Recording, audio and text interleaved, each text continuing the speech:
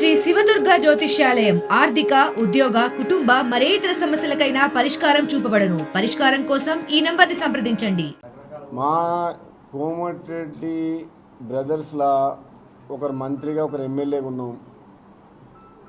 నిజంగా వ్యక్తిగతంగా నా అభిప్రాయం అయితే ఈ మూడో టికెట్ కావాలని మేము అడగట్లేదు, అది న్యాయం కూడా కాదు. నిజంగా చెప్పాలంటే వ్యక్తిగత అభిప్రాయం ఏందో మీకు ఇంతకుముందు చెప్పిన బీసీకి ఇస్తే బాగుంటుందని చెప్పేసి నేను దానికే కట్టుబడి ఉన్నా. గతంలో చెప్పిన దానికే కట్టుబడి ఉన్నా. ఒకవేళ అధిష్టానం నిర్ణయం తీసుకొని ఎవరికి ఇచ్చినా సరే వాళ్ళ గెలుపు కోసం కృషి చేస్తా.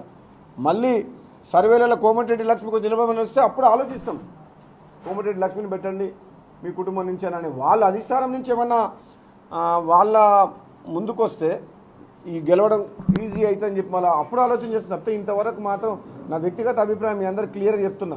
ఈ ప్రెస్ మీట్ యొక్క ఉద్దేశమే అది తప్పు. నా భార్య టికెట్ కోసం నేను పట్టుబడటం లేదు, అది తప్పు. 100% 100% తప్పు. నేను ఎక్కడ టికెట్ కూడా అప్లై చేసుకోలేదు. నా అభిప్రాయం బీసీలకు ఇస్తే బాగుంటుంది అనేది అభిప్రాయానికే కట్టుబడి ఉన్నా. ఎవరు చేస్తారో తెలియదు కానీ కోమటిరెడ్డి బ్రదర్స్ బ్రాండ్ ఇమేజ్ని ఖరాబ్ చేసే పని మేము ఎప్పుడు చేయము. కోమటిరెడ్డి బ్రదర్సు ప్రజల కోసం త్యాగం చేసిండ్రు, పోరాటాలు చేసిండ్రు, అవసరమైతే ఆస్తులు అమ్ముకొని కొట్లాడిన తప్పితే తెలంగాణ కోసమైనా సరే ఈ ప్రాంత ప్రజల కోసం సరే ఎప్పుడు కూడా స్వార్థం కోసం అయితే తప్పు చేసిన సందర్భాలు లేవు. అది మా రక్తంలో లేదు. ఆ బ్రాండ్ ఇమేజ్ మాత్రం ఖరాబ్ చేసేందుకు ఆ విజయ్ అన్నట్టు ఎవరో కొందరు కుట్ర చేస్తున్న మాట వాస్తవం. అది మాత్రం నాకు అనిపిస్తుంది. ఈ అన్నదమ్ములు మంచిగా ఉంటే బాగుండదేమో, గట్టిగా ఇద్దరు కలిస్తే జనం అదైతే అని చెప్పి నువ్వు అన్నట్టు విడదీస్తున్న ప్రయత్నాలు మాత్రం అవుతున్నాయి. కానీ కోమటిరెడ్డి బ్రదర్స్ అనేది బ్రాండ్, అది వెంకటరెడ్డి కాదు, రాజగోపాల్ రెడ్డి కాదు, కోమటిరెడ్డి బ్రదర్స్ బ్రాండ్. అది విడిపోవడం అసాధ్యం. బతుకున్నంత కాలం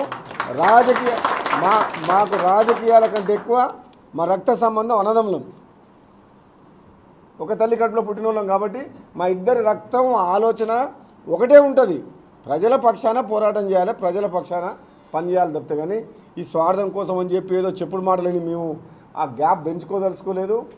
ఇప్పుడు కూడా చెప్తున్నాం, మళ్ళీ రాబోయే రోజుల్లో కూడా ఈ కోమటిరెడ్డి బ్రదర్స్ అనేది ప్రజల కోసమే బతుకుతారు. జగదీశ్వర్ రెడ్డి జర్రల మిస్ అయిండు,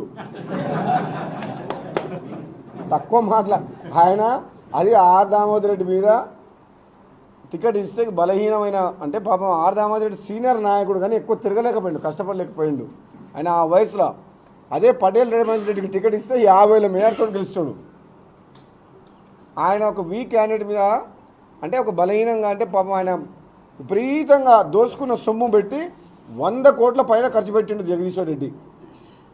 లీడర్లను కొన్నాడు, ఓటర్లను కొన్నారు, ఇష్టం వచ్చినట్టు చేసి 4,000 తోడు గెలిచిండు. మేము కాంగ్రెస్ పార్టీ అభ్యర్థులను ఒక్కొక్కరు 50,000 60,000తో గెలిచినాం. ఆ జగదీశ్వర్ ఎన్ని ఓట్లతో గెలిచిండు? ఎవరైనా గెలిచిరా కాంగ్రెస్ పార్టీలో జిల్లాలో? ఎవరికైనా తక్కువ వచ్చిందా? అందరికంటే తక్కువ నాకే వచ్చింది.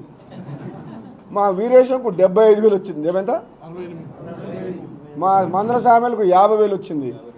మన జయవీరుకు 50,000 వచ్చింది. 56,000 వచ్చింది. భువనగిరి మా నాకంటే తక్కువ మా కుమ్మని రెడ్డి ఉండు 27,000. అంటే పైలశేఖర్ రెడ్డి కాదు, పైసల శేఖర్ రెడ్డి కదా, ఆయన 100 కోట్లు ఖర్చు పెట్టిండు.